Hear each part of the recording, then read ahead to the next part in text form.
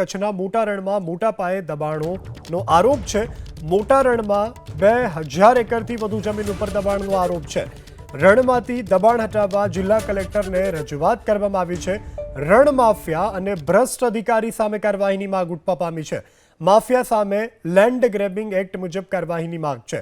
લુણી નદીના પ્રવાહમાં માટીના પાળાઓ બનાવી અને દબાણો કરાયા હોવાનો આરોપ છે। તો કચ્છનું મોટું રણ કે જ્યાં મોટા પ્રમાણમાં દબાણો થયાનો આરોપ છે અને તે અંગે કલેક્ટરને પણ રજૂઆત કરવામાં આવી છે। લાખોની સંખ્યામાં આ વિસ્તારમાં પ્રવાસી પક્ષીઓ આવે છે। એ અહીંયા મેટિંગ કરે છે, અહીં નેસ્ટિંગ કરે છે, એના બચ્ચાઓનો ઉછેર કરે છે। એનું એકમાત્ર કારણ છે કે 3000 ટન જેટલી માછલીઓ આ જગ્યાએ કુદરતી રીતે નિર્માણ પામે છે।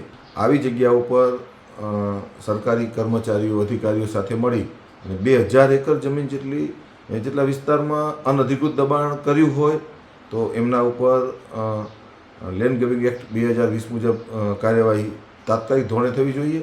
નહીંતર આ પક્ષીઓનું હેબિટાટ નષ્ટ થઈ જશે। નળાબેટ વેટલેન્ડનું પાણી જો ઉપાડી લેવામાં આવે તો પછી એ વેટલેન્ડ જ એક દિવસ નષ્ટ થઈ જાય, પક્ષીઓનું હેબિટાટ નષ્ટ થઈ જાય, તે ઝીંગા નિર્માણ ન થાય।